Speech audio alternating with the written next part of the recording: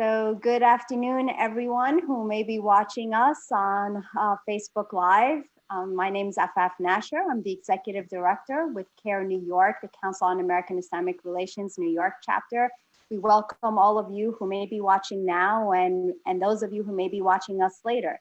So as you know, CARE New York is your New York civil rights organization, in particular for Muslim Americans.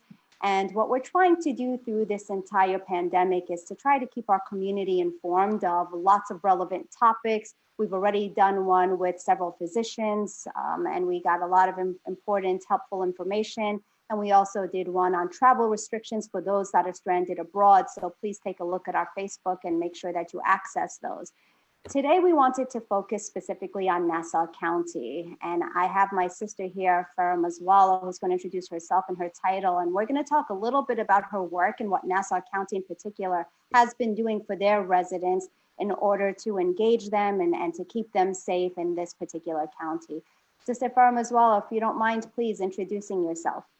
Assalamu alaikum. I'm Farah Mozawala. I'm the Executive Director of the Office of Asian American Affairs, which is an office within Nassau County government. Our primary role is to reach out to the Asian constituency and make sure they are aware of the county resources, anything going on in the county. Also, we learn about the emerging trends within the Asian community and let the government know and make sure they know how it would implicate the Asian community. So that's what we do in our office. Well, let's just make sure that we understand in particular your role is when we say the Asian community, what does that comprise of? Because, sometimes with these labels, there's so much. So, you know what, even though they say there's 25 Asian countries and we represent anybody from Nassau County from those countries, but we also represent the Muslim community. A lot of the a Guyanese population comes to us. Also, the Muslim African American community comes to us for information. So anybody really who is marginalized or needs assistance or is having trouble with language access barriers, we're there to answer their questions. Jazakallah khair for that clarification. All right, so let's hop into it. Let's figure out what kind of information is really needed to get out there into the public. So far, our other webinars have been well received, and we want to make sure that we utilize this time in the best way possible so that Nassau County residents can improve their daily life as all of us go through these restrictions. So first and foremost, of course, is safety issues, right? So if you can please get us up to date on the regulations that have come down Nassau County with regards to containment, isolation, self-distancing, those kind of important things, business closings, so that everybody's up to date on that. Okay, so basically, the county protocols is that we follow all the state directives and make sure that we're implementing all of the straight directives that they have. We are making sure that we're taking steps to implement all of them, and we take whatever we get from the state Governor Cuomo and we make sure we disseminate it to the communities.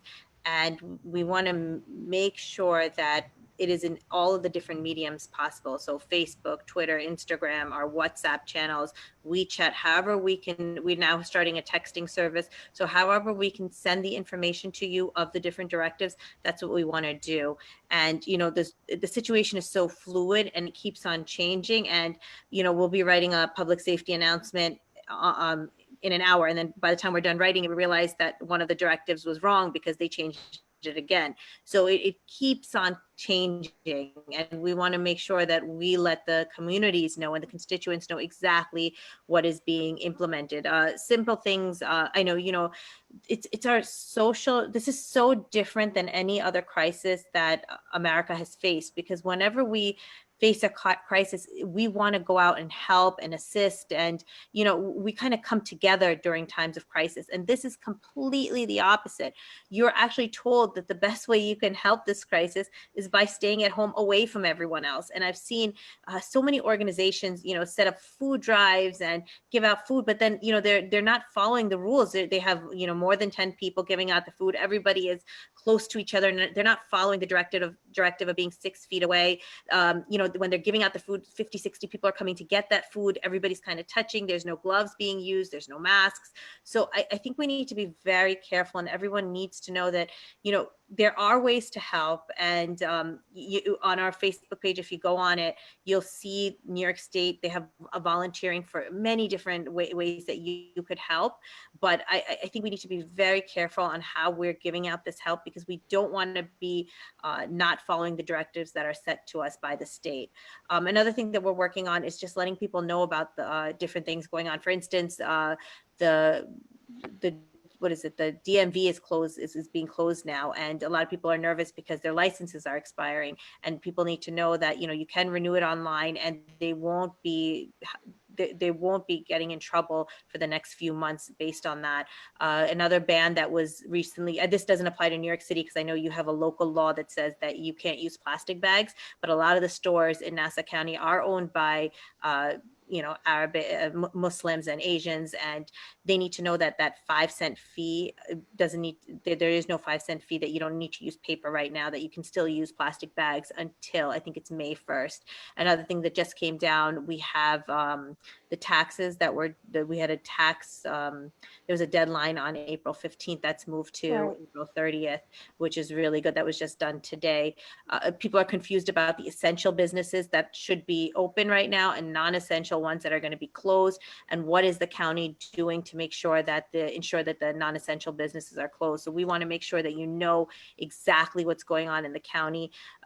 Essential businesses, there's a list of them on the New York State website. Another one that was just added to it is landscaping. Any kind of landscaping that if you have a landscaping business, you are allowed to do maintenance landscaping, which was kind of confusing. Everything else is written on there, what is essential, what is non-essential. Anything non-essential, we're asking people to report. And if you see them open, and our fire marshals will go in and they will give them a warning. And once they give them the warning once, then if they come back a second time, you will be fined. It's a $5,000 fine, I believe. So it is a huge fine. Yeah, so let's get a little bit into that. I know you were giving very specific examples with regards to, the taxes, which yes, we agree that's been implemented, statewide, if not nationwide, with regards to federal taxes and the postponement on that. And we've also seen, like you said, a lot of regulations being lifted for the interim, like the bags. But how about this implementation of these regulations with regards to people aggregating? I know you and I were talking about this, and these essential services on the state government website, they did say that if you believe your service is essential, they can actually apply with the state and try to get their services named as an essential service. Yeah. But beyond that, they are not essential if they're not specifically on that list. And it's a pretty restrictive list. So what are you telling people who are calling you as the executive director of the Asian American, community there at Nassau, when they say, look, I own a mom and pop store, and this is how I pay my rent, for example. This is how I need to feed my children. If I close, you're putting me between a hard place and a rock. If I close, I can't afford my basics. What's the point of grocery stores being open if I can't afford groceries? And then on the flip side of that, they may incur a fee of $5,000. So what do we do for those people?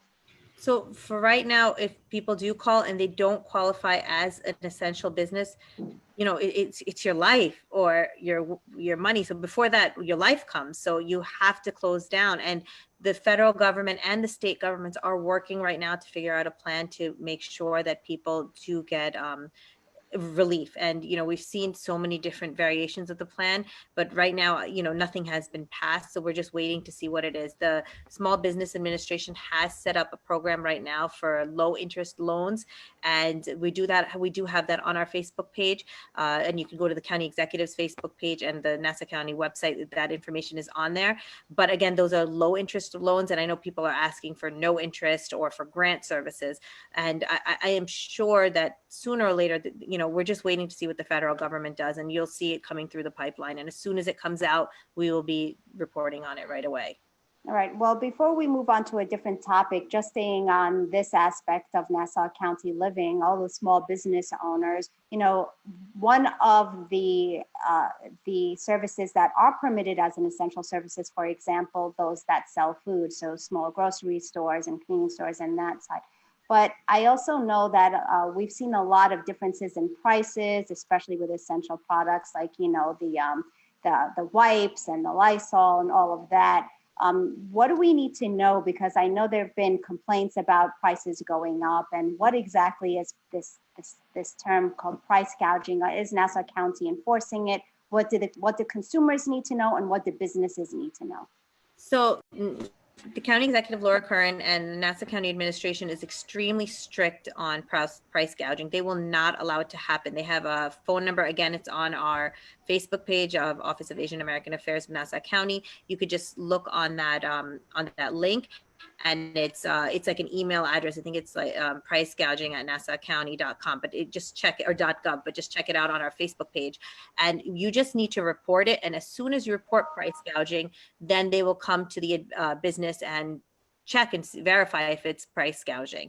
I do want to make something clear, is that some people are not price gouging. What's happening is that the manufacturers are selling them the products at a higher price, and then in turn have to sell the product to the consumer at a higher price. So if you are a store owner and you are getting the products for a higher price, you need to keep your invoices and keep your sheet, so that when somebody comes or somebody does complain, you can show the invoice and say, hey, it's not us that's doing the price gouging, it's the manufacturer or the middleman. It's not, or the distributor, it's not the actual store, which I have been seeing a lot of.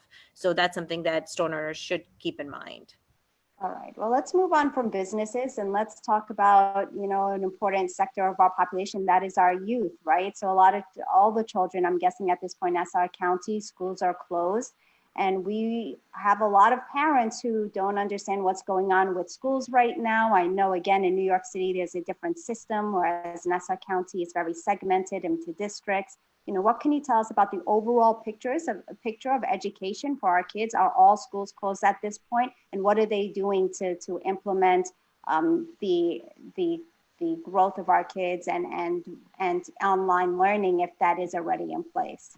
So as a New York State directive, all schools will be closed till April 1st, and then we'll find out how much longer it is after that. But as of till April 1st, all schools will be closed.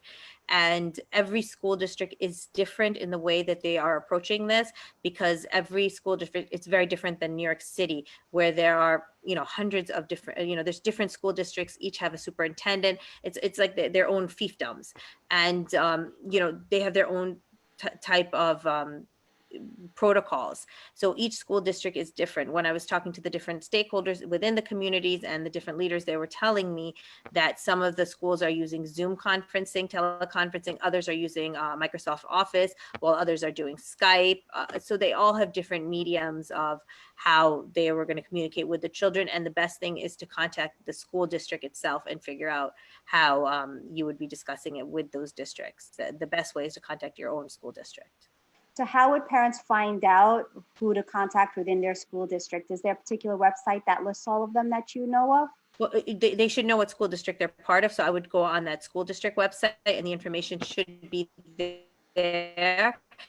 What I've told parents, a lot of them who were getting confused, to contact their guidance counselor, because many of parents have a relationship with their guidance counselors from the schools, and you could just email the guidance counselor or leave a message for them, and the guidance counselor will get back to you and help you out and try to sort the decisions out, because there is a language barrier a lot of times, and that has been a problem. I know when first the schools were closed for 2 weeks, parents were calling our office and asking, is this really true? Because their kids were telling them, because they couldn't understand the directives that were given, because it was only given in certain languages. And I said, no, it is true. And then we put out the PSA, public safety announcements, in the different languages, letting them know this is true, that the schools are closed for 2 weeks.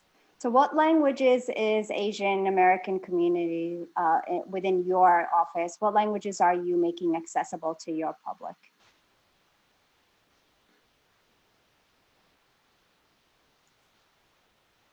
So for our office, we offer Arabic, Mandarin, Bengali, Urdu, and Hindi. So those are the languages that we offer. And is that written only, or also if people make a phone call? That is written through our PSAs, but we can, if people make a phone call, be able to answer in those languages, yes. Okay, so we've touched a little bit on business, which is economics, a little bit on education, and hopefully we're going to have a number of resources available to those who view this now and later. So I'm going to ask you, Sister Farah, to please forward those websites so that we can make them available to everyone as well. Definitely. But something else that we really need. Sorry, I do have the information for our office. If you want, I can screen share that right now. Definitely, we can certainly put that on as well. Anything that gives our community the ability to access this information, especially because they're provided in different languages, is essential. Okay, we see it. So this is just the information for our office. Just so if you want to, I know a lot of people use WhatsApp. If you want to contact our program coordinator, Zainab Obaid, and you could just text her your WhatsApp information and she'll put you on our WhatsApp group. If you use WeChat, that's our QR code, so you can talk to us via WeChat. If you follow us on Facebook, we put everything on Facebook. And then again, whatever the county executive has, you can also go onto her pages and that'll give you the information in English. Excellent, Sister Farah. Thank you for sharing that. So let's jump to something a little bit different other than education and economics, and actually the healthcare system.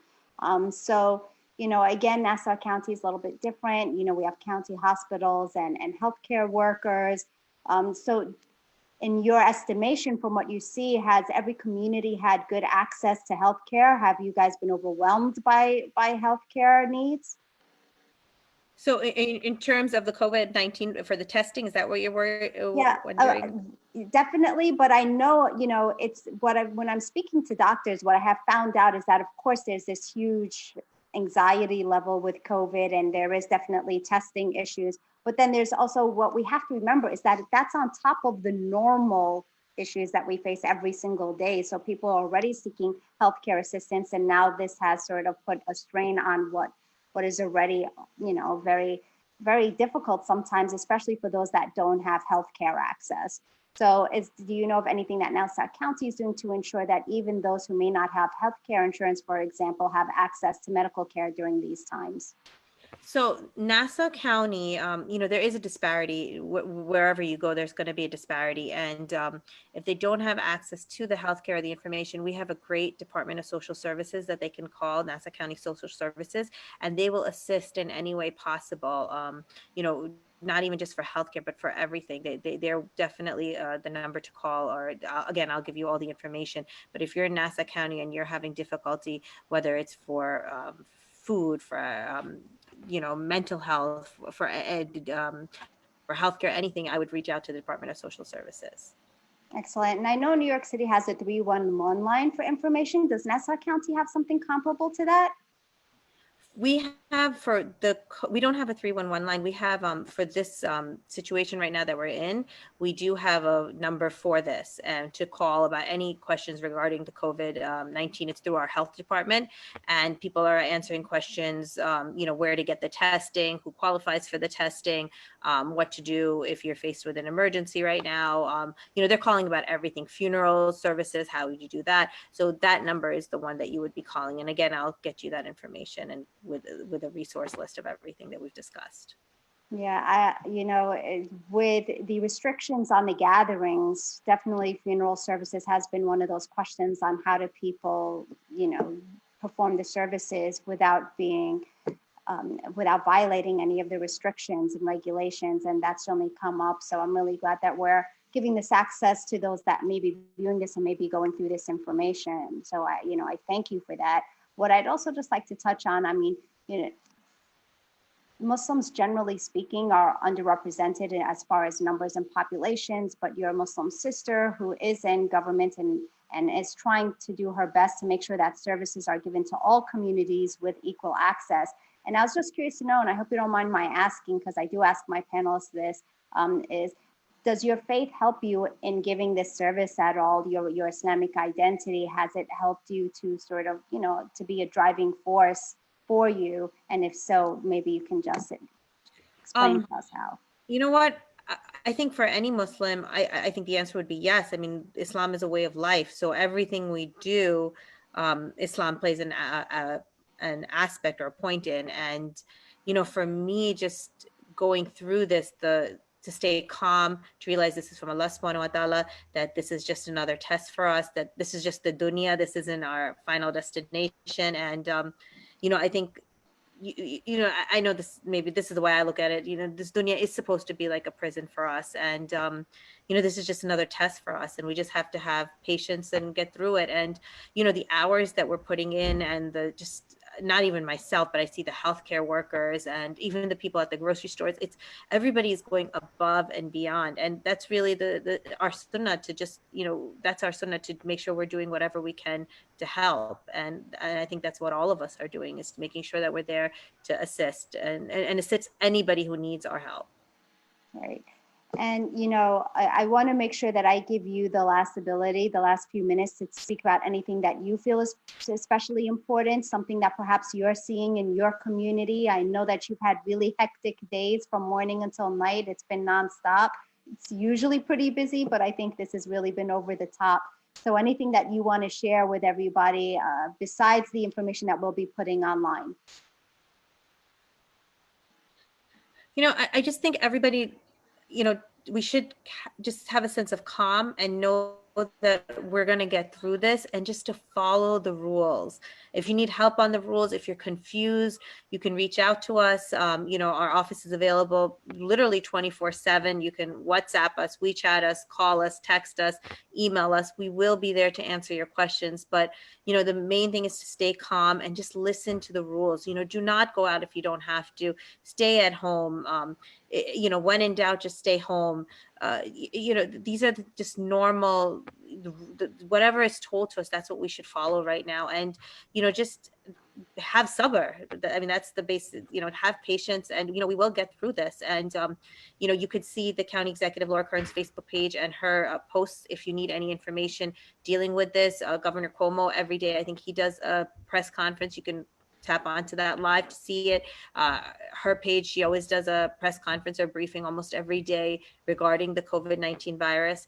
So, we're just trying to give you as much information as possible so that everybody is in the know. We even have a map of all of the information on all the people who have the COVID virus in Nassau County, where it's tested positive, and where they're located, not, which town they are in. So we have a map showing the distribution of where the positive cases are of COVID-19. And again, that's on our Facebook page, and it's on, on WhatsApp also. So, we want to make sure you're informed, and, just have the patience and follow the rules. Well, it seems like there's an immense amount of resources, and that you're making them really accessible through so many different mediums. People only need to take advantage of it. And in speaking with physicians, one thing that I've certainly seen and that they've repeated is, if you equip yourself with knowledge and information, the anxiety level will go down. So hopefully with that information and a bit of sabr or patience, as you pointed out, our communities will thrive and move forward and be better for it. And I want to really thank you. And just a shout out also to Fred, who's sort of working the technical end of this. So Fred, thank